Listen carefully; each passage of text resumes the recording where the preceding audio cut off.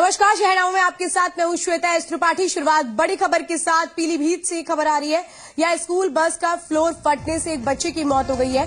Bajaj public school का ये मामला है। हादसे के बाद गुस्साए लोगों ने जाम लगा दिया है। बड़ी खबर इस वक्त आ रही है, स्कूल बस का फ्लोर फटने से एक बच्चे की मौत हो गई है।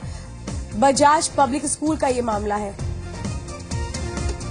तारिक है जी मीडिया संवाददाता हमारे साथ। तारिक, ये बताइए कि आखिर क्या बस की मेंटेनेंस सही से नहीं हो रही थी जिसके चलते यह हादसा हुआ, एक बच्चे की जान चली गई? तारिक, आवाज पहुंच रही है आप तक?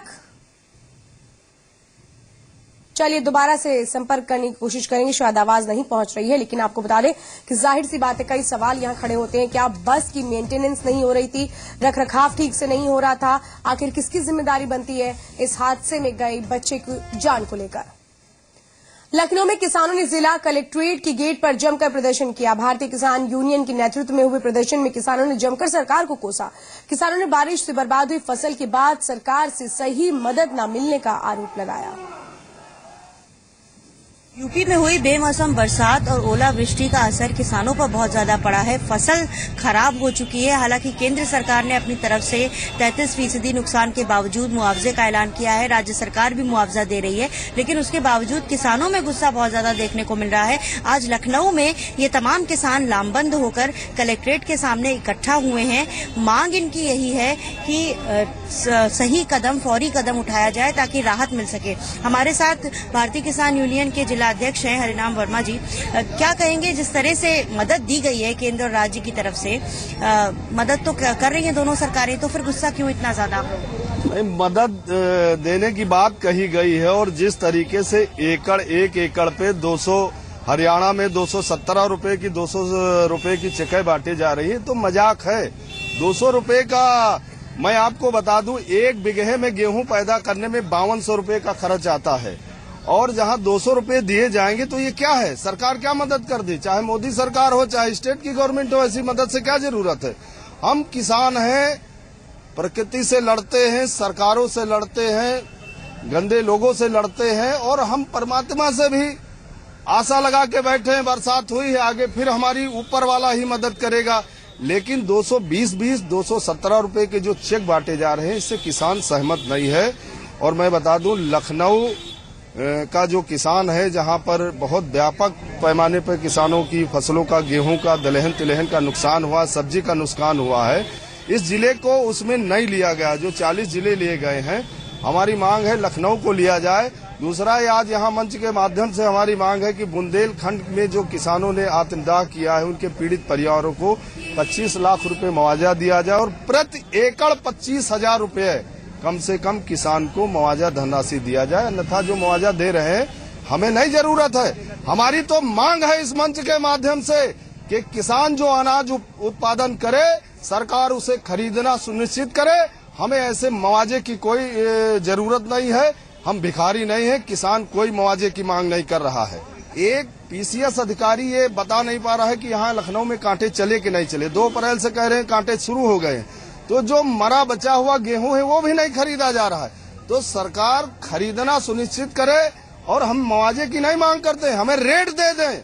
कैमरामैन अमरीन शाह के साथ अमृता पारुल, जी मीडिया, लखनऊ। लगातार देश भर से ये मांग उठ रही थी कि जो किसानों को मुआवजा दिया जाना है, उस राशि में परिवर्तन होना चाहिए। प्रधानमंत्री ने राजनाथ जी की अध्यक्षता में एक समिति बनाई थी और ये तय किया कि 1.5 गुना मुआवजा अब दिया जाएगा। जो मुआवजा मिलता था उसमें 50% की बढ़ोतरी करते हुए यह नीतिगत फैसला ले लिया। स्वाभाविक है, मुआवजा तो राज्य सरकार के माध्यम से ही मिलेगा। आकलन करना पड़ेगा कितना नुकसान हुआ, कितना नहीं हुआ। केंद्र की टीम भी आई है। राज्य की सरकार फौरी तौर पर इसकी जो औपचारिक प्रक्रिया है उसको पूरा करते हुए किसानों को अधिकाधिक मुआवजा मिले और उनको राहत मिले, इस तरफ कोशिश करें, बजाय इसके कि अब जब 1.5 गुना किया गया तो वो कहे नहीं 3 गुना करिए, 3 गुना किया गया होता तो वो कहते 6 गुना करिए। लोक निर्माण मंत्री शिवपाल यादव ने आज विभाग के अधिकारियों के साथ राज्य सड़क निधि की बैठक की है। बैठक के बाद उन्होंने कहा कि बजट की राशि को गुणवत्ता सुधारने के कामों में खर्च किया जाएगा, साथ ही ग्रामीण इलाकों में सड़कों को दुरुस्त करने में विशेष ध्यान दिया जाएगा। आज हमारी जो राज सड़क नदी की समिति थी, उसने पूरा निर्णय ले लिया है और समय से ये पैसा खर्च होगा और गुणवत्ता के साथ पैसा खर्च होगा, जिससे कि समय से पूरे उत्तर प्रदेश की सड़कें ठीक हो जाएं, चाहे स्टेट हाईवे हो, चाहे एमआर हो, चाहे ओडीआर हो। और इसके साथ साथ ग्रामीण सड़कों को भी हम विशेष महत्व देंगे, वो भी सड़कें अब ठीक हो जाएं। डीजीपी एक्सटेंशन मामले में इलाहाबाद हाईकोर्ट की लखनऊ बेंच ने राज्य सरकार से जवाब मांगा है। हाईकोर्ट ने राज्य सरकार को हलफनामे के साथ अपना पक्ष रखने के लिए कहा है। इस मामले की अगली सुनवाई 16 अप्रैल को होगी। आपको बता दें कि अब इस मामले में राज्य सरकार को हलफनामा देना होगा और इसके पीछे का जो मकसद है, साफ तौर पर यह समझा जा रहा है कि कहीं अपने बयान से पीछे न हट जाए। सरकार इसको ध्यान में रखते हुए हलफनामे के साथ जवाब देना होगा इस मामले में 16 अप्रैल को राज्य सरकार को। आज लखनऊ में मौलिक भारत नाम की एक एनजीओ ने प्रेस कॉन्फ्रेंस की और इस दौरान संस्था ने कहा कि मौलिक भारत पिछले कुछ महीनों से दिल्ली नोएडा को जोड़ने वाले डीएनडी टोल ब्रिज पर अवैध वसूली के खिलाफ आंदोलन कर रही है। उन्होंने कहा कि हमारे पास इस बात के पुख्ता सबूत है कि कुछ पूर्व अधिकारी इस खुली लूट में शामिल हैं। जब उसकी गहराई में गए तो तक पता चला कि दर्जनों आईएएस अफसर से, सीनियर मोस्ट आईएएस अफसर थे दिल्ली सरकार के और यूपी सरकार के, वो सारे नेक्सस में इन्वॉल्व हैं। तो जो हमारे लिए अच्छी पॉलिसी बनाने के लिए, हमारे काम के लिए जो आईएएस अफसर तैनात थे, उन्होंने हमें लूटने का एक ऐसा मैकेनिज्म बनाया कि वो हम हर व्यक्ति यूपी का हो या दिल्ली का हो, ठगा जा रहा है। तो लखनऊ में प्रेस कॉन्फ्रेंस करने का हमारा मंतव्य यही था कि ये मैटर सिर्फ नोएडा का एक छोटे से ब्रिज का मसला नहीं है, ये एक डकैती के लूट की इतनी बड़ी कहानी है जिसमें पूरा उत्तर प्रदेश, पूरा दिल्ली और एनसीआर जो भी उस एरिया से गुजरता है उसको यूज करता या नहीं करता, वो सारे के सारे इसमें इन्वॉल्व है। नोएडा विधायक विमला बाथम के खिलाफ एफआईआर दर्ज की गई है। कल डीएनडी टोल के विरोध में हुए प्रदर्शन का ये मामला है। विमला बाथम समेत 11 बीजेपी नेताओं के खिलाफ एफआईआर दर्ज की गई है। टोल कंपनी की तरफ से शिकायत की गई है। नोएडा के सेक्टर 20 में एफआईआर दर्ज की गई है। 11 नामजद और कई अज्ञात लोगों के खिलाफ मामला दर्ज हुआ है। लोग शांतिपूर्ण ढंग से प्रदर्शन कर रहे थे। कुछ देखिए, सामाजिक तत्व जिन्होंने ऐसा किया होगा वो किसके आदमी है कोई नहीं जानता, कोई भी हो सकता वहां पर। और हमारी टोपी पहन ले बीजेपी की और बीजेपी का कार्यकर्ता बन जाए जान के, ये इसलिए कि ताकि रिपोर्ट कर सकें। ये हो सकता है इन्होंने आदमी प्लांट कर दिए हों और उसमें उन्होंने टोपी पहन ली हो, पट्टा डाल लिया हो, कितनी देर लगती है, और वो उन्होंने तोड़फोड़ की। जो भी हो, हम अभी इसकी तह तक जाएंगे, हमें ज्यादा इसके बारे में हम नहीं कह सकते कि वो कौन लोग थे, लेकिन ये जरूर है कि ये साजिश के तहत इन्होंने किया है और घबरा के किया है कि क्या ऐसा न हो, दूसरे आंदोलन और इस तरह होते रहे और हमें यहाँ से जाना पड़े। लेकिन हम इनको बता देते हैं आपके माध्यम से, ये आंदोलन रुकने वाले नहीं है। ये कितनी एफआईआर करा लें, एफआईआर से कोई जनता के काम नहीं रुकते। नोएडा से बीजेपी सांसद महेश शर्मा ने भी डीएनडी को टोल फ्री करने की मांग की है। उनसे बातचीत की हमारे संवाददाता समीर दीक्षित ने। इस वक्त हमारे साथ बात करने के लिए नोएडा से सांसद डॉक्टर महेश शर्मा है। डीएनडी एक बहुत बड़ा मुद्दा हो गया जिसको लेकर विरोध प्रदर्शन भी हुआ है। क्या कहेंगे, ये टोल की को हटाया जाना चाहिए या फिर क्या? मैं समझता हूँ, 30 वर्ष हो गए मुझे नोएडा में रहते, वहाँ का जनप्रतिनिधि होते हुए। नोएडा दिल्ली को ऑफलोड करने के लिए, डिकंजेशन करने के लिए बना है और अब आंकड़ों के खेल से जनता को बहुत ज्यादा लंबे समय तक नहीं समझाया जा सकेगा। अब मैं सही समय आ गया, अब इस टोल को खत्म करना चाहिए। क्योंकि जिस तरीके का ये इसमें एग्रीमेंट साइन किया गया तो उसके लिहाज से अगर देखें तो 6 महीने में 1,32,000 गाड़ियों का रोजाना वहां से जब तक गुजरेंगे नहीं तब तक वो एग्रीमेंट के लिहाज से वो टोल हटेगा नहीं। क्या लगता है? उस समय बने थे, एग्रीमेंट रिवाइज भी होते हैं, एग्रीमेंट रीवैल्यूएट भी होते हैं और एग्रीमेंट बना है किसी वजह से बना होगा। तो मैं समझता हूँ 400 करोड़ रुपए की राशि से उस वक्त ये बना था और अब समय आ गया कि इसको रिव्यू करने के लिए। आंकड़ों का खेल बहुत ज्यादा दिनों तक नहीं चलने वाला है। मैं समझता हूँ इसे रिव्यू करना चाहिए भारत सरकार के लिए भी और आईएलएफएस कंपनी और जो भी स्टेक होल्डर्स इसमें है उन सभी को एक उचित फैसला इस समय लेना चाहिए। एक आखिरी सवाल, चूंकि आप जनप्रतिनिधि हैं, नोएडा से सांसद है, तो क्या आप अपने स्तर पे इस बात को सरकार तक उठाना चाहेंगे? मैं बिल्कुल उठाऊंगा इसको, सभी कंसर्न लोगों तक मैं इस विषय को उठाऊंगा कि इस विषय पर एक फैसला लिया जाना जरूरी है। धन्यवाद बात करने के लिए। कैमरामैन सौरभ के साथ समीर दीक्षित, दिल्ली, जी मीडिया। जेडीयू ने भी डीएनडी टोल को खत्म करने की मांग की है। पार्टी नेता केसी त्यागी ने आरोप लगाया कि टोल बूथ पर गुंडागर्दी होती है और वो भी सभी राज्यों से टोल खत्म करने की मांग करेंगे। कॉरपोरेट जो दुनिया है वो विश्व की दुनिया से भी अलग है। यानी कि 70 साल तक वसूलते रहो, लूटते रहो और बंद करने की मुहिम चलाए तो जो भाड़े के गुंडे हैं उनसे पिटाई कराते रहो। हर डीएनडी टोल बूथ पर 10 लठैत बैठे हुए हैं जो शरीफ लोगों को तंग करते हैं। लंबी लंबी लाइनें लगी हुई हैं, सुबह शाम को निकलना मुश्किल है। मैं आपकी मुहिम के साथ हूं। डीएनडी फ्लाईओवर एकदम समाप्त किए जाने चाहिए। डीएनडी पर टोल वसूली की मनमानी बेरोक-टोक जारी है। डीएनडी के इस खेल का खुलासा करती अश्विनी गुप्ता की रिपोर्ट देखते हैं। दिल्ली और नोएडा के लोगों को क्या डीएनडी टोल पर आने जाने के लिए अगले 70 साल तक टोल का भुगतान करना पड़ेगा? ये वो सवाल है जो आजकल तमाम लोग पूछ रहे हैं। डीएनडी टोल ब्रिज पर टोल को फ्री करने के लिए लगातार प्रदर्शन हो रहे हैं, लेकिन टोल है कि हटने का नाम नहीं ले रहा है। ये इस टोल में किस तरह से आंकड़ों की बाजीगरी के जरिए लगातार जो रिकवरी कॉस्ट बढ़ाई जा रही है वो हम आपको बताते हैं। 2001 में कंपनी ने इस टोल का काम जो है वो पूरा किया था और उस समय जो कॉस्ट आई थी इसकी वो करीब 408 करोड़ आई थी और कॉन्ट्रैक्ट के मुताबिक कंपनी 20% मार्जिन के साथ इसको वसूल कर सकती थी। लेकिन 2004 में कंपनी ने अपनी रिकवरी कॉस्ट जो है वो बढ़ा करके 695 करोड़ कर दी और 2014 में उसे 3458 करोड़ कर दिए गए। और अब कंपनी ये कह रही है कि इसको पूरा कर, ये जो कॉस्ट है वो 2031 तक पूरी हो पाएगी और तब तक जो ये जो एस्टिमेट है वो करीब 85,759 करोड़ हो जाएगा। तो ऐसे में आप अंदाजा लगा सकते हैं कि कितनी कॉस्ट इस डीएनडी टोल ब्रिज को बनाने में आई थी और कितनी कॉस्ट जो है वो वसूली जा रही है। पब्लिक प्राइवेट पार्टनरशिप के जरिए इस डीएनडी टोल ब्रिज को बनाया गया था, लेकिन लगातार आंकड़ों की बाजीगरी के जरिए जो इसकी रिकवरी कॉस्ट है वो बढ़ाई जा रही है और इसका बोझ जो है दिल्ली और नोएडा की आम जनता उठा रही है। कैमरामैन गोपाल के साथ अश्विनी कुमार गुप्ता, जी मीडिया, नोएडा।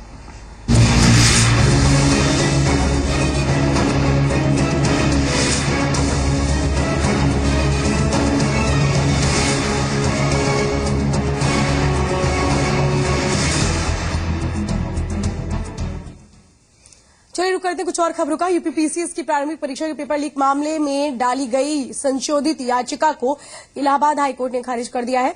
याचिका में पीसीएस की पूरी परीक्षा को निरस्त करने और मामले की सीबीआई जांच की मांग की गई थी। प्रतियोगी संघर्ष मोर्चे की तरफ से ये याचिका दाखिल की गई थी।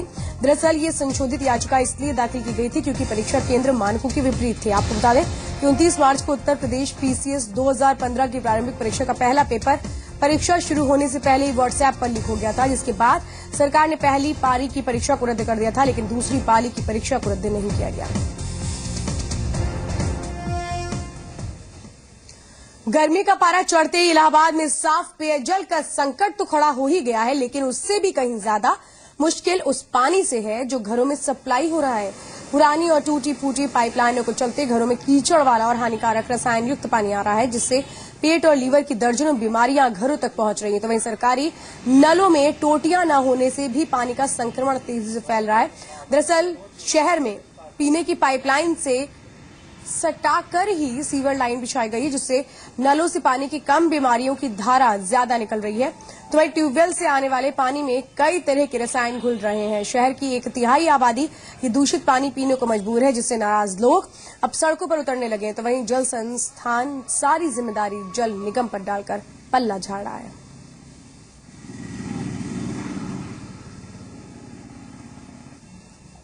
हमारे यहाँ पीने के पानी के लिए बहुत समस्या है, पानी के लिए बहुत दिक्कतें होती है। हमें लोगों लिए दूर दूर तक नलों में जाना पड़ता है पानी भरने, यहाँ पानी ही नहीं आता है, काफी समस्या होती है। कभी हम लोग चापाकल लगा था, चापाकल भी खराब हो गया है, इसके लिए हम लोग बजरंग चौराहा तक जाते हैं पानी लेने के लिए। टाली करते हैं, टाली के ऊपर डिब्बा डिब्बे में पानी लेके आते हैं, काफी समस्या है। बीच में गंदा पानी आ रहा था, कितने लोग बीमार हुए थे। कई बार हम लोगों ने एप्लीकेशन दिया, कोई सुनवाई नहीं होती है। जितना डिमांड है उतना उत्पादन करने की क्षमता हमारे पास उपलब्ध है और जलापूर्ति सामान्य है। अभी कोई गंभीर पेयजल की कोई समस्या उत्पन्न नहीं हुई है। एक जगह हमारा ट्यूबवेल अल्लाहपुर का रिबोरिंग हो गया था, उसको जल संस्थान जलकल विभाग अपनी निधि से ठीक कर रहा है। रिबोरिंग कार्य शुरू हो गया। और पानी के लिए तो ये टंकी बनी हुई है, उसमें कुछ पानी ही नहीं आ रहा है और बार बार पाइप खराब हो जा रहा है, जिसकी वजह से पानी का काफी दिक्कत हो रही और पानी नहीं आता तो दूर तक जाना पड़ता है पानी लेने के लिए। बेमौसम बारिश से बर्बाद फसलों के लिए आकलन के लिए केंद्रीय टीम इटावा पहुंची है। 3 सदस्यों की टीम ने कई गांव का दौरा किया है। केंद्रीय टीम के साथ डीएम के अलावा कई अधिकारी साथ थे। केंद्रीय टीम ने किसानों को मुआवजे का भरोसा दिया। इससे पहले केंद्रीय टीम ने कानपुर देहात में फसल का मुआयना किया और किसानों से बातचीत की। 3 सदस्यीय टीम के मुताबिक किसानों की फसलों को 50% से लेकर 100% तक का नुकसान हुआ है। जिला प्रशासन आंकड़ों को इकट्ठा कर रहा है और उसके बाद ही मुआवजा राशि का ऐलान होगा।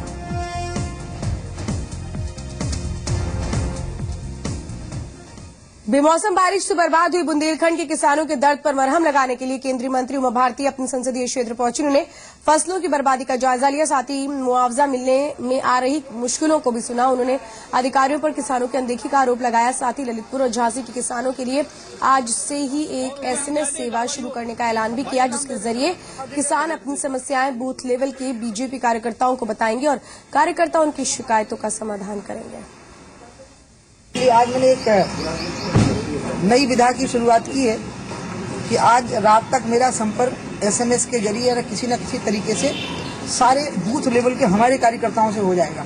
और अभी मैं एक नई सिम खरीद रही हूँ, वो नंबर जाएगा सबको। जिस किसान को मुआवजा नहीं मिला होगा वो तुरंत मुझे SMS करेगा और वो फोन 24 घंटे बजेगा। आज से जैसे मेरे पास में सिम आई 24 घंटे वो फोन बजने लग जाएगा और तुरंत फिर हम संपर्क करेंगे कि उसको किस प्रकार से राहत मिलेगी। बीजेपी सांसद सतपाल सिंह ने पूर्व राज्यपाल अजीज कुरैशी के बयान को दुर्भाग्यपूर्ण बताया। सतपाल सिंह ने कहा, राज्यपाल अजीज कुरैशी ने ऐसा बयान देकर पद की गरिमा का ख्याल नहीं रखा है। वहीं राज्य की SP सरकार पर भी सतपाल सिंह ने निशाना साधा। सतपाल सिंह ने कहा कि 2017 के चुनाव में समाजवादी पार्टी से सत्ता की चाबी छिन जाएगी। जी मीडिया संवाददाता अनुराग चड्ढा ने उनसे बातचीत की। सर, जो पूर्व राज्यपाल थे उत्तराखंड के अजीज कुरैशी, उन्होंने कहा है कि मोदी सरकार चाहती थी कि जो यूपी में समाजवादी पार्टी की सरकार है, उत्तराखंड में कांग्रेस की सरकार है, उनको बर्खास्त करे। इस तरह की रिपोर्ट के लिए उन पर प्रेशर डाला गया था। जब वो नहीं माने तो उनके साथ दुर्भावना की गई। किसी भी प्रदेश की बहुत ही राज्यपाल के पद पर रहना एक बहुत बड़ी बात है। उसको हम लोग अब तक तो महामहिम बोलते थे, अभी सम्मानीय पद उसको मानते हैं। उस पद पर रहने के बाद किसी भी व्यक्ति से इस प्रकार का राजनीतिक बयान आना, ये मेरे विचार से एकदम दुर्भाग्यपूर्ण है और उन्हें इस प्रकार का राजनीतिक बयान नहीं देना चाहिए था। पद की गरिमा उनको बनाकर रखना चाहिए।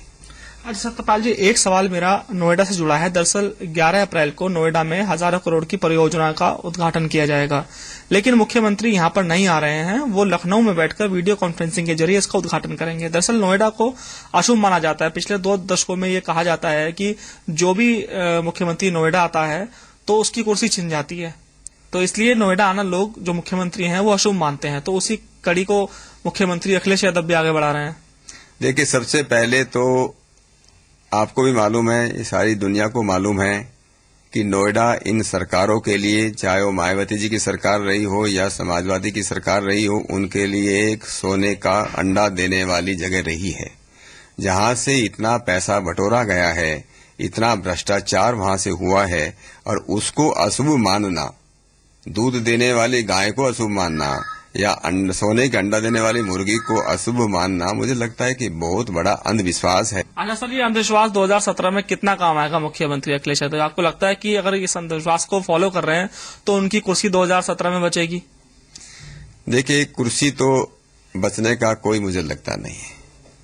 ये तो भविष्यवाणी यही लोग कर सकते हैं, जो ये ज्योतिषी लोग होते हैं वो भविष्यवाणी कर सकते हैं। ये समय बताएगा। लेकिन सब पार्टी की परफॉर्मेंस को लेकर हमारी जो पार्टी है, हमारी पार्टी बिल्कुल इस बात से, उनके मन में कोई भी दुविधा नहीं है कि 2017 का चुनाव उत्तर प्रदेश में ये भारतीय जनता पार्टी का चुनाव होगा और भारतीय जनता पार्टी की सरकार वहां पर बनेगी।